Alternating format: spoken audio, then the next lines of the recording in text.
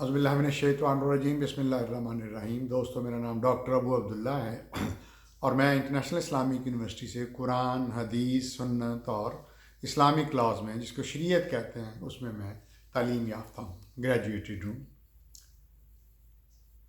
میں نے شروع کیا تھا کہ جہاد، قتال، قرآن، یعنی قرآن میں جہاد اور قتال کا ذکر جو ہے۔ دوستو، جیسے میں نے پچھلے لیکچر میں بھی بتایا ہے کہ جہاد جو ہے وہ بہت امپورٹنٹ اسلام کا رکن ہے۔ اللہ تعالیٰ قرآن میں جب جہاد قتال کا ذکر کرتا ہے تو کہتا ہے کتبہ، لکھ دیا گیا تم پر، فرض کر دیا گیا تم پر، پرسکرائب کر دیا گیا جہاد اور قتال۔ ہم دیکھتے ہیں کہ نبی کریم صلی اللہ علیہ وسلم ذاتی طور پہ جہاد کرتے تھے، لڑائی کرتے تھے، ان کے زخمی ہوتے تھے، کیا کچھ ہوتا تھا، لیکن خود جہاد کرتے تھے۔ اس کے بعد صحابہ، بڑے بڑے جیت صحابہ، ابو بکر صدیق رضی اللہ عنہ، عمر، خالد بن ولید، آپ نام لیتے جائیں، ان سب نے جہاد کیا۔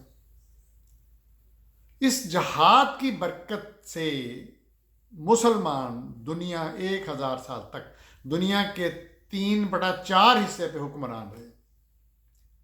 آدھے سے زیادہ یورپ، افریقہ، امریکہ، جو اس وقت لینڈ تھی، اس وقت امریکہ تو تھا ہی نہیں، ان پہ اللہ کے ماننے والوں کا، مجاہدین کا قبضہ تھا، اور وہ تلوار اور گھوڑے کے اوپر انہوں نے کر کے کیا۔ پھر ایک وقت آیا کہ یہ کمزور ہو گئے، انہوں نے جہاد چھوڑ دیا۔ تو پھر 300 سال پہلے، تقریباً 300 یا 350 سال پہلے، یورپ سے انگریز اٹھے تو دوسری بھی قومیں تھیں، فرانسیسی بھی تھے، پرتگالی بھی تھے، لیکن انگریزوں نے پھر دنیا کے خطے پہ قبضہ کر لیا۔ زیادہ مسلمانوں کے کنٹرول میں جو ممالک تھے، خطے تھے، ان پہ قبضہ کر لیا، اور اس وقت سے مسلمان ذلت پستی کا شکار ہیں۔ جہاد ختم ہو چکا۔ اچھا، جہاد ختم کرنے میں تین اہم وجوہات ہیں، 3 ایسے فیکٹر ہیں جن کی وجہ سے جہاد ختم ہو گیا۔ پہلا، ایک تو انگریزوں نے، جنہوں نے دنیا میں مسلمانوں سے حکومتیں چھینی، ایک تو انہوں نے یہ کیا کہ مسلمانوں کو قرآن سے دور کر دیا۔ اس سے پہلے مسلمان قرآن سمجھتے تھے، گائیڈنس لیتے تھے، ہدایت لیتے تھے، انہوں نے ختم کر دیا اور اپنی طرح کا اسلام کو مذہب بنا دیا، یعنی مولوی کریٹ کیے، فرقہ پرستی کی اور بانٹ دیا، جو انگریزوں کا شاطرانہ طریقہ تھا حکومتیں کرنے کا اور لڑائیوں میں کامیابی حاصل کرنے کا، غدار پیدا کر کے۔ مین انہوں نے کام یہ کیا کہ انہوں نے مسلمانوں کو قرآن سے دور کر دیا اور مولوی کریٹ کیے، جس طرح ان کے مذہبی لوگ ہوتے ہیں۔ انہوں نے اسلام کو مذہب بنا دیا اپنی طرح، اسلام جو ایک نظام تھا وہ ختم کر دیا۔ دوسرا، انہوں نے یہ کام کیا کہ اقوام متحدہ بنا دی، اور اقوام متحدہ میں ایک باڈی بنا دی جس کا نام سیکیورٹی کونسل ہے، اور اس میں سے 5 جو لوگ تھے، 5 جو ملک تھے، ان کو ویٹو پاور دے دی، بدماشی کا لائسنس دے دیا، غنڈہ گردی کا لائسنس دے دیا، طاقت کا لائسنس 5 لوگوں کو دے دیا، 5 ملکوں کو، امریکہ، انگلینڈ، فرانس، یہ 3 مغربی ملک، اور ایک چین اور ایک روس۔ اچھا، اب یہ جو اقوام متحدہ بنائی، یہ ان 5 ملکوں کے 5 بڑے بدماشوں نے اس کو یرغمال کر لیا۔ دنیا پیٹتی رہے، ان میں سے ایک ویٹو کر دے، معاملہ ختم۔ ابھی ہم نے دیکھا کہ اسرائیل اور فلسطین کے تنازع میں 3 سیکورٹی کونسلز کے اجلاس ہوئے، جو کہ میرے نزدیک بکواس ہوتی ہے، قرارداد۔ واٹ از قرارداد؟ بکواس۔ مسلمان تلوار کے زور پہ فیصلہ کرتے تھے، جہاد قتال کرتے تھے۔ اچھا، 3 انہوں نے کہا، امریکہ نے کامیاب ہی نہیں ہونے دی، ہر دفعہ ویٹو کر کے ختم۔ کیا بکواس ہے؟ تو انہوں نے اقوام متحدہ قائم کر دی، دوسرا فیکٹر۔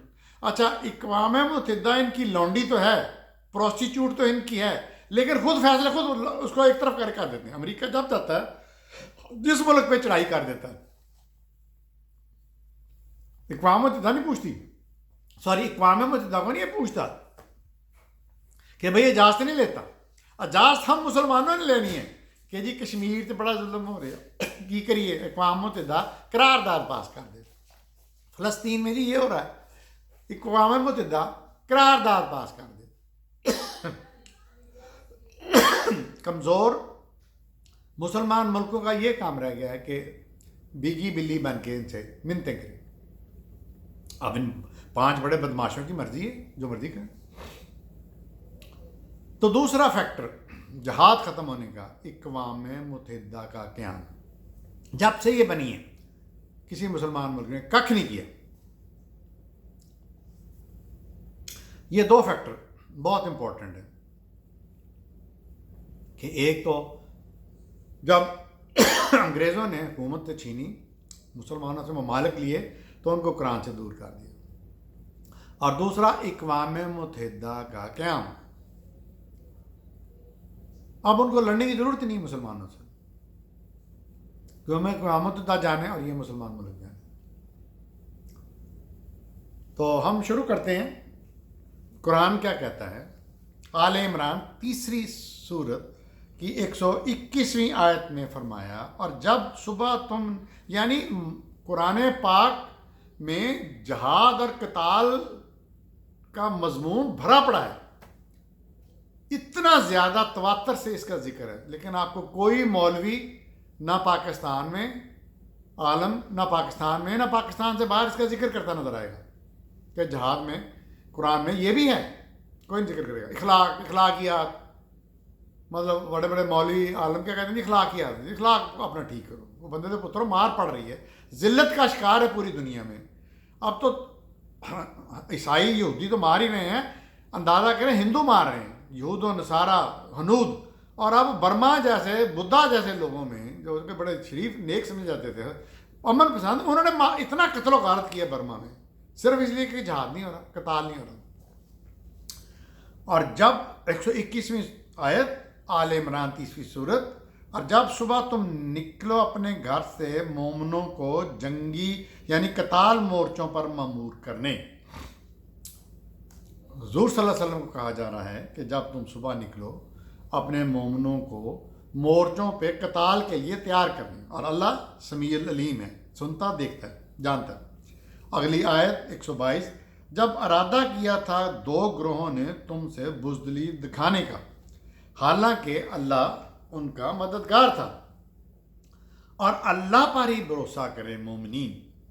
123 آیت، اور بلا شبہ مدد کی تھی تمہاری اللہ نے بدر میں، اور تم کمزور تھے، سو اللہ سے ڈرو تاکہ تم شکر ادا کرو. اگلی آیت 124 کنٹینیوس آیتیں چل رہی ہیں. اور جب تم کہہ رہے تھے مومنوں سے، کیا کافی نہیں ہے تمہارے لیے تمہارا رب کہ مدد دے تم کو 3000 فرشتوں سے جو نازل کیے جائیں.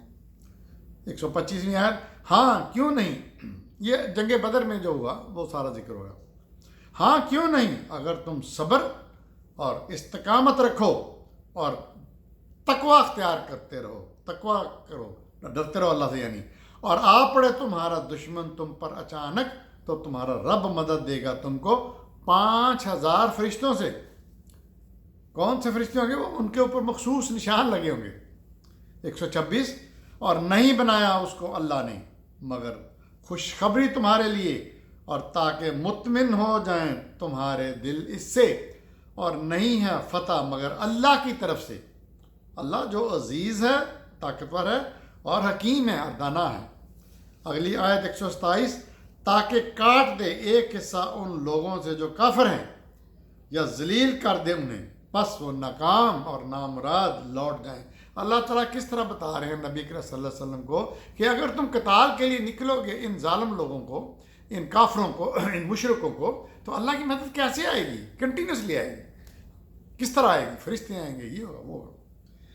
اگلی آیت 128، نہیں ہے تمہیں اس معاملے میں ذرہ بھی اختیار، وہ چاہے تو توبہ قبول کرے ان کی، اور چاہے تو عذاب دے ان کو، کیونکہ وہ ظالم ہیں. اب ظالم لوگوں نے معافی مانگی تو اللہ نے کہا کہ نہیں، اللہ ہے جو توبہ قبول کرے یا نہ کرے. آگے سورہ آل عمران چل رہی ہے، 139 نمبر آیت، اور نہ دل شکستہ ہو اور نہ غم کرو، اور تم ہی غالب رہو گے اگر تم مومنوں میں سے ہو. 140 اگلی کنٹینیو، اگر تم کو زخم لگا ہے، اچھا یہ احد کی بات ہو رہی ہے، احد کی، جنگ احد کی، جب حضور صلی اللہ علیہ وسلم بہت زخمی ہوئے تھے، اگر تم کو زخم لگا ہے تو بے شک لگ چکا ہے ان کی قوم کو بھی زخم اس کے جیسا، کب؟ بدر میں۔ اللہ تعالیٰ اطمینان دلا رہے ہیں اپنے نبی کو، اور یہ دن باری باری گردش دیتے ہیں ہم ان کو لوگوں کے درمیان، تاکہ جان لے اللہ مومن لوگوں کو اور بنائے تم میں سے بعض کو شہید، اور اللہ ظالموں کو دوست نہیں رکھتا۔ ٹھیک، اور اللہ ظالموں کو دوست نہیں رکھتا۔ 141 نمبر آیت، تاکہ چھانٹ لے ان لوگوں کو جو ایمان لائے اور کافروں کا زور توڑ دے۔ 142، کیا سمجھتے ہو تم کہ یوں ہی جنت میں داخل ہو جاؤ گے، اور ابھی نہیں دیکھا اللہ نے ان لوگوں کو جنہوں نے جہاد کیا تم میں سے، اور دیکھنا چاہتا ہے ثابت قدم صابرین کو، صابر رہنے والوں کو۔ 143، بے شک تم تمنا کرتے تھے موت کی اس سے پہلے کہ ملاقات ہو تم کی اس سے، یعنی موت سے، لو اب وہ تمہارے سامنے، یعنی موت، اور تم اسے دیکھ رہے ہو۔ 146، اور کتنے ہی نبی قتل ہوئے ان کے ساتھ مل کر، بہت سے اللہ والے، سو نہ پست ہمت ہوئے وہ مشکلات کی وجہ سے جو آئیں اللہ کی راہ میں، اور نہ کمزوری دکھائی انہوں نے، اور نہ پہ دست و پاؤ کر بیٹھ رہے، اور اللہ محبت کرتا ہے صابرین کے ساتھ، صبر کرنے والوں کے ساتھ۔ 147 اگلی آیت، اور نہ تھا ان کا قول، یہ اس کو ہم یہاں پہ دعا بھی ترجمہ کر سکتے ہیں، مگر یہ اے ہمارے رب معاف فرما دے ہمارے گناہ اور اسراف جو ہم سے ہوا اپنے معاملات میں، اور ہمیں ثابت قدم رکھ اور ہمیں کافروں پر فتح عطا فرما۔ اگلی کنٹینیوس 148 نمبر آیت، سو عطا فرمایا ان کو اللہ نے صلہ دنیا میں بھی اور بہترین ثواب آخرت میں بھی، اور اللہ محبت کرتا ہے احسان کرنے والوں سے۔ اگلی آیت 149 149، اے لوگوں جو ایمان لائے ہو، اگر تم اطاعت کرو گے کافر لوگوں کی تو وہ تم کو الٹے پاؤں پھیر لے جائیں گے، تو تم خسارہ پانے والوں میں ہو جاؤ گے، یعنی خاسرین میں سے۔ 150، بلکہ اللہ ہی تمہارا مددگار ہے اور بہترین فتح دینے والا ہے۔ 151، ہم عنقریب ان کے دلوں میں تمہارا رعب ڈال دیں گے جنہوں نے کفر کیا، اس وجہ سے کہ انہوں نے اللہ کے ساتھ شرک کیا، یعنی مشرک کافر، کہ نہیں نازل کی ان کے بارے میں کوئی سند، اور ان کا ٹھکانہ تو دوزخ ہے، اور بہت برا ٹھکانہ ہے ظالموں کے لیے۔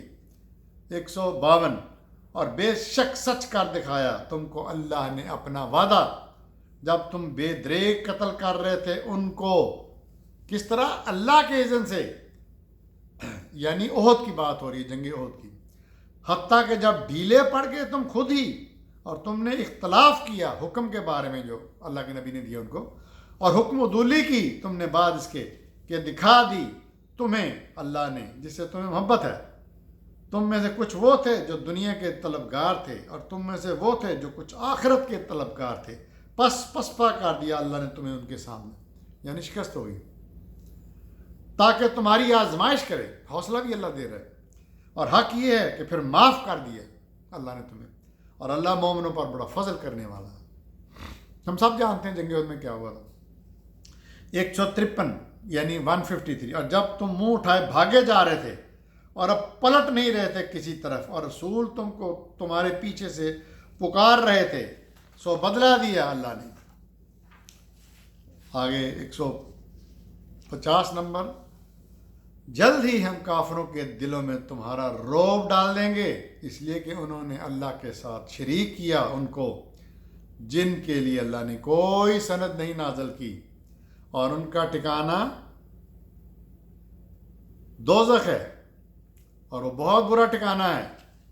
151 151، یہ میرا خیال ہو گیا ہے۔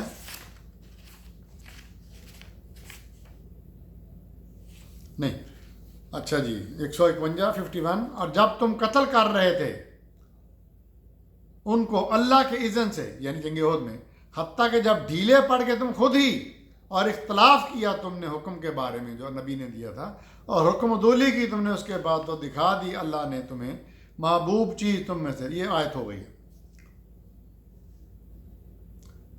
153. اور پھر نازل کی اللہ نے تم پر اس غم کے بعد سکینہ یعنی اطمینان کی اونگ جو تم میں سے ایک گروہ پر طاری ہو گئی، اور ایک گروہ جس کو اپنی جانوں کی فکر تھی یہ اللہ کے بارے میں جھوٹ گمان رکھتے تھے جیسا کہ دور جاہلیت میں رکھتے تھے. کہتے تھے کہ ہمارا بھی اس معاملے میں کچھ عمل دخل ہے. کہو نہیں، بے شک سارے کا سارا اختیار اللہ کا ہے. یہ لوگ اپنے دلوں میں چھپائے ہوئے ایسی باتیں جو تم پر ظاہر نہیں کرتے، تم کو غم پر غم کی صورت میں، تاکہ نہ ملال کرو اس چیز کا جو چھن گئی تم سے، اور نہ اس مصیبت کا جو تمہیں پہنچی. اور اللہ پوری طرح باخبر ہے جو تم کہہ رہے ہو، جو تم کرتے ہو. آگے آل عمران کی اگلی کنٹینیوس آیت 154 آگے ہو گئی.